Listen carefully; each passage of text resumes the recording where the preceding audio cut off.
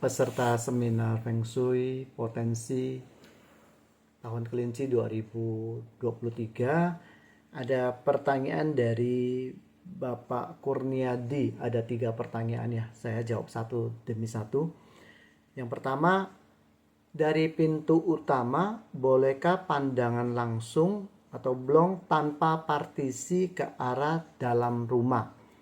Nah, Bapak Kurniadi ini bertanya, misalnya kalau kita buka pintu depan ya, masuk ruang tamu, itu boleh nggak blong sampai ke dalam bangunan?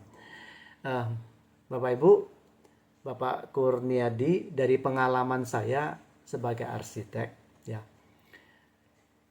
di dalam kita menentukan suatu tata ruang ya, juga sangat dipengaruhi oleh karakter dari owner, dari penghuni ya. Seorang owner yang sifatnya ekstrovert ya, akan cenderung suka bangunan-bangunan yang terbuka. Jadi ketika kita masuk ya, sudah kelihatan semua, bahkan dapur dan lain-lain, meja makan terlihat semua. Walaupun bangunannya besar, akan terlihat semua ya. Seakan-akan tidak ada yang disembunyikan, kecuali memang pasti kamar ya, kamar pasti tertutup karena itu area private ya. Beda lagi dengan kalau ketika saya mendesain orang yang bersifat introvert ya. Kecenderungan orang introvert itu tertutup, dan itu bermanifestasi di dalam request tentang tata ruang beliau ya. Kalau saya mendesain orang yang ada request, misalnya, oh saya mintanya kalau masuk ruang tamu nanti ruang tamu kemudian ada pintu dan tidak bisa melihat ke dalam secara langsung. Nah, biasanya saya bisa memastikan ini pasti sifat dasar orang tersebut adalah introvert. Mana yang lebih baik atau mana yang kurang baik? Tentunya tidak ada yang lebih baik, tidak ada yang kurang baik. Semua tergantung kepada kebutuhan dan juga kenyamanan. Namun tentunya saya akan mengingatkan kepada Bapak Ibu sesuai dengan prinsip yin dan yang ya. Kalau yin dan yang kita umpamakan sebagai introvert dan extrovert, maka tentunya kedominan 100% juga akan sangat kurang baik. Makanya kalau memakai prinsip yin yang, maka ketika menjadi seorang yang dengan karakter introvert, maka kita juga harus ada pendekatan-pendekatan atau belajar untuk bisa sedikit extrovert. Ya, extrovert kan berguna untuk kita berhubungan dengan orang lain. Demikian juga Bapak Ibu yang mempunyai sifat extrovert, tentunya juga harus ada juga belajar yang mana hal-hal private yang tidak boleh di-sharekan ke orang lain. Ya, itu prinsip yin dan yang. Nah, kembali lagi pertanyaan Bapak Kurniadi, bolehkah pandangan langsung ke dalam tanpa partisi? Tentunya boleh. Ya. Kalau kita berbicara tentang Feng Shui, kita berbicara tentang pola energi atau pola Qi, itu lebih penting daripada hal yang lain. Ya. Pola Qi kalau Bapak Ibu yang bangunannya tidak bertingkat ya, apalagi zaman dulu ya kan, bangunan selalu berada di dalam diletakkan di area yang sangat luas lahannya, sehingga ada pintu depan, ada pintu belakang. Makanya sering dikatakan, oh jangan ya meletakkan pintu depan segaris lurus gitu ya, kemudian langsung tembus ke belakang. Kenapa demikian?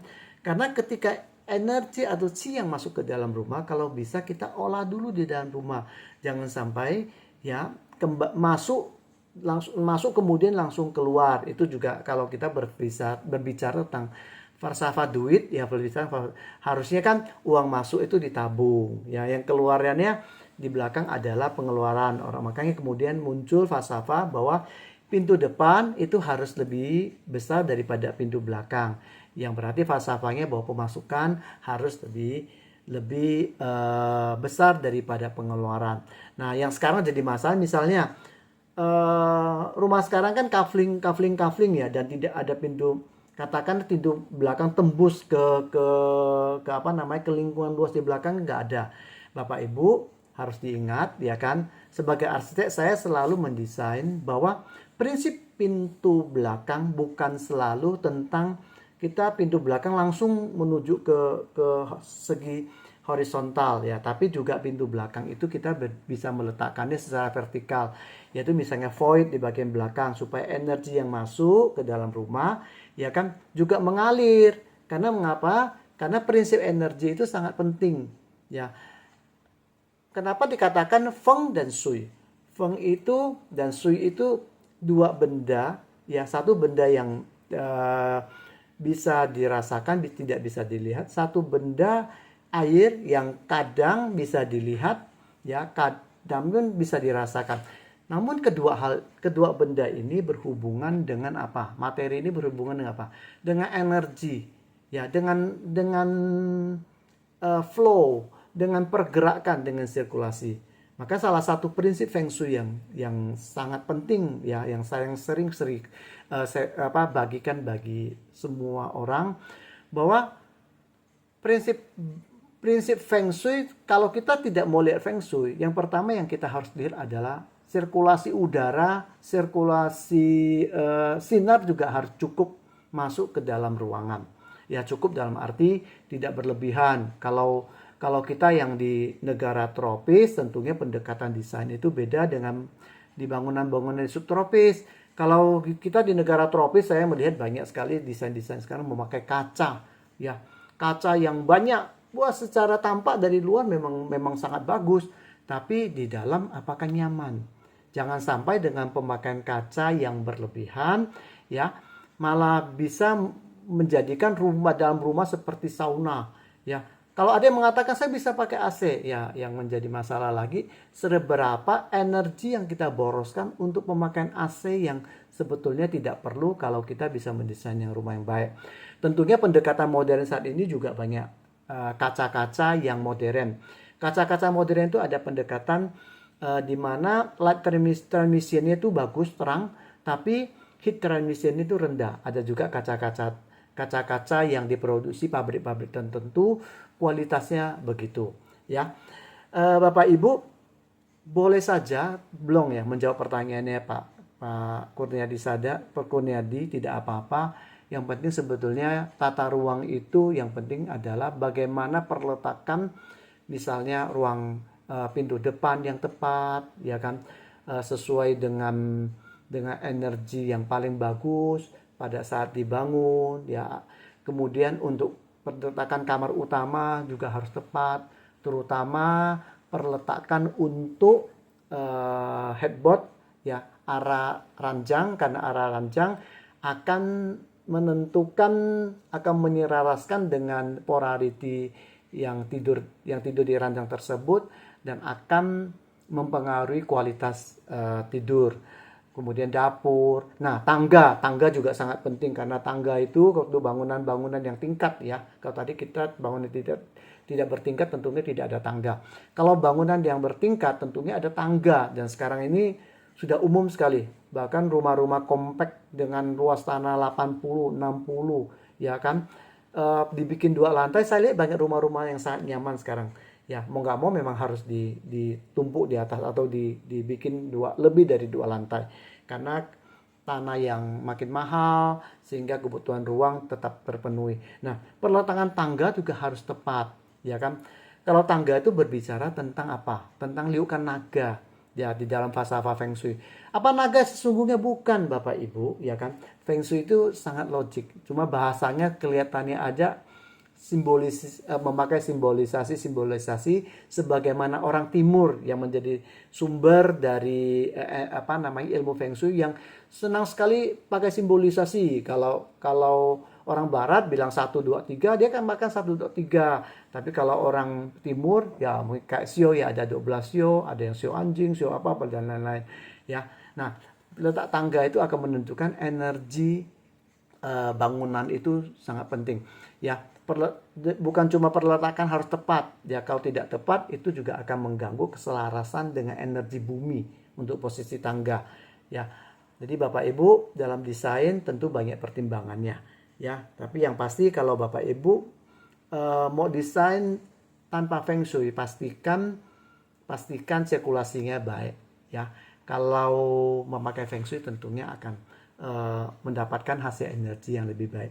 Pertanyaan kedua dari Bapak Kurniadi adalah apakah sebaiknya di dalam rumah sebaiknya tidak ada material berunsur logam, kusen aluminium, contohnya. Jadi kusen pintu jendela sebaiknya dari kayu. Ya, Bapak Kurniadi, Bapak Ibu semua, di era sekarang, ya kan, pemakaian kusen-kusen seperti aluminium, kemudian kusen-kusen katanya kusen PVAC, ya itu sudah umum. Karena kenapa? Kayu yang semakin mahal karena hutan-hutan yang atau produksi kayu yang tidak sebanding dengan permintaan. Maka sekarang banyak sekali kusen-kusen aluminium, termasuk juga untuk perawatan. Tentunya untuk perawatan kusen aluminium lebih tahan terhadap cuaca. Boleh saja sebetulnya tidak ada masalah dengan kusen aluminium, ya. Namun kusen aluminium itu kan berbicara tentang pengaruh unsur, ya, ada unsur logam. Ketika kita mengganti kusen-kusen kayu dengan kusen aluminium, maka tentunya kita mengganti juga pengaruh elemen kayu ke elemen logam, yang sifat itu sangat beda.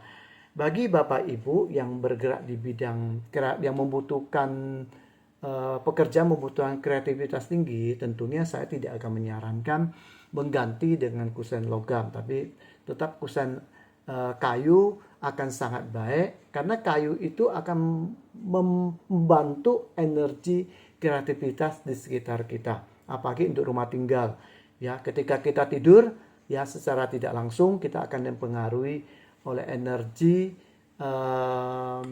bahan yang ada sekitar kita. Mungkin Bapak Ibu bisa melihat video-video yang lain yang membahas tentang pengaruh unsur ketika kita tidur, ya. Jadi tidak apa-apa, ya. Kembali lagi pengaruhnya kita harus bijak, ya. Kalau kita memang merasakan kita butuh sekali energi kayu, ya kan, apalagi energi dasar kita yang kita bawa dari lahir, ya kan, energi kayunya minim sekali, tentunya pemakaian kusen kayu itu sangat baik. Namun Bapak Ibu, Bapak Kurniadi, tentunya bukan cuma kusen saja. Kalau kusen misalnya mau nggak mau, ya katakan terpaksa kita pakai kusen aluminium, ya kan, boleh saja unsur-unsur lain, ya kan, misalnya perabot, kita jangan pakai bahan-bahan yang imitasi, tapi kita pakai bahan-bahan yang dari kayu asli, dan itu akan sangat membantu menciptakan energi yang baik bagi rumah kita. Pertanyaan ketiga, ketika membuat layout sebuah rumah akan diperhitungkan berdasarkan data-data dari tiap anggota keluarga selain kepala rumah tangga. Betul, ya. Kalau desain rumah tinggal adalah desain yang sangat rumit dan kompleks, paling kompleks dibanding yang lain-lain, Bapak Ibu. Ya, karena kenapa desain rumah tinggal itu kalau bersifat custom, jadi saya mendesain rumah bukan permintaan rumah project atau set plan dari sebuah perusahaan atau real estate, ya. Jadi ini rumah pribadi, tentunya data-data semua penghuni kita akan pakai, ya. Selain juga kita mempertimbangkan energi dasar lahan yang harus kita maksimalkan untuk mendukung kehidupan kita, ya. Demikian Pak Kurniadi, jawaban yang dari saya, semoga bermanfaat.